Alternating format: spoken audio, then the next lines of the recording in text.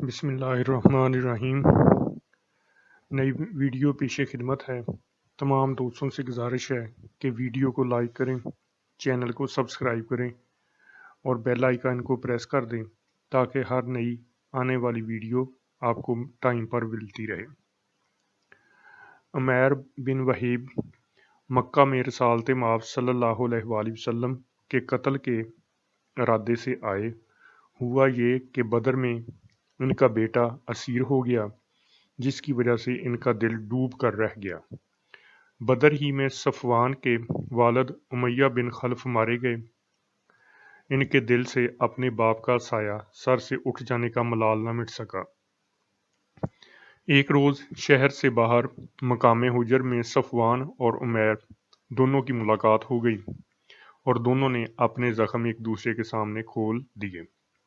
صفوان: کیا کیا جائے، بدر کے نتیجے نے ہمارے دل میں ناسور ڈال دیا ہے۔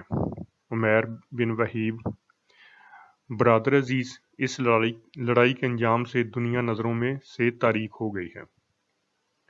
میں اگر زیر بار نہ ہوتا اور اپنے بعد بچوں کی گزر بسر کا سہارا بھی نہ ہوتا تو مدینے جا کر محمد صلی اللہ علیہ وآلہ وسلم کو نعوذ باللہ دن دہاڑے قتل کر دیتا۔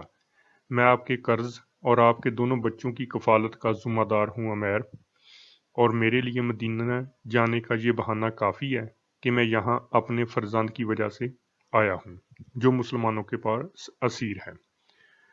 صفوان اور عمیر دونوں آپس میں چچا زاد بھائی تھے۔ صفوان نے سواری اور زاد راہ کا انتظام کر دیا۔ عمیر نے تلوار کو آب دی، پھر زہر میں بجھایا اور بدر کا انتقام لینے کے لیے مدینہ روانہ ہو گئے۔ یہاں پہنچ کر مسجد نبوی کے سامنے سواری سے اترے۔ ان کے دل میں کسی قسم کا ڈر نہ تھا، صرف اپنے لخت جگر کی اسیری کا خیال انتقام کے لیے ابھار رہا تھا۔ زہر میں بجھی ہوئی تلوار گلے میں حمائل تھی۔ حضرت عمیر رضی اللہ عنہ کی نگاہ پڑ گئی۔ دیکھا تو عمیر کے چہرے سے شرارت ٹپک رہی ہے۔ رسول اللہ صلی اللہ علیہ وآلہ وسلم کی خدمت میں حاضر ہوئے اور عرض کیا: یا رسول اللہ، عمیر حاضری کی اجازت پر مضر ہے، مگر شرارت اس کے بشرے سے ٹپک رہی ہے۔ رسول اللہ صلی اللہ علیہ وسلم: اسے مت روکو۔ عمر رضی اللہ عنہ نے مسلمانوں سے نگرانی کا اشارہ کرتے ہوئے آنے والے کا راستہ صاف کر دیا۔ رسول اللہ صلی اللہ علیہ وآلہ وسلم نے عمیر کو نگرانی میں آتے دیکھا تو اپنے یاران وفا کیش حلقہ کو حلقہ توڑنے کا حکم صادر فرما کر منتشر کر دیا۔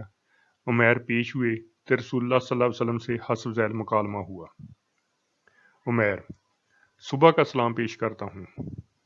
یہ سلام جاہلیت کا تحفہ تھا۔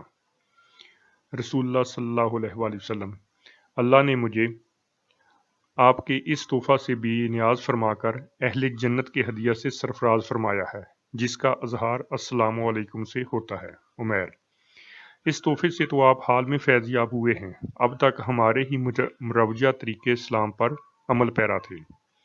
رسول اللہ صلی اللہ علیہ وآلہ وسلم: اس سفر سے آپ کا کیا مقصد ہے؟ عمیر: ہمارے جو عزیز آپ کے ہاں اسیر ہیں ان کی خیر و خبر کے لیے حاضر ہو گیا ہوں، اور آپ سے بھی تو ہماری قرابت داری ہے۔ رسول اللہ صلی اللہ علیہ وآلہ وسلم: گلے میں تلوار کیوں حمائل کر رکھی ہے؟ عمیر: اللہ انہیں غارت کرے، انہی تلواروں نے ہمیں بدر میں آپ کے ہاتھوں ذلیل کر دیا ہے۔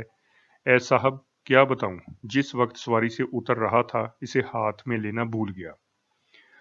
رسول اللہ صلی اللہ علیہ وآلہ وسلم: عمیر، سچ کہو، یہاں کس ارادے سے آئے ہو؟ مکہ میں حجر میں بیٹھ کر تیری اور صفوان کے درمیان کیا طے ہوا تھا؟ عمیر سہم گئے، گھبرا کر عرض کیا: صفوان سے کیا طے ہوا تھا جو آپ ایسا فرما رہے ہیں؟ آپ ہی فرمائیے۔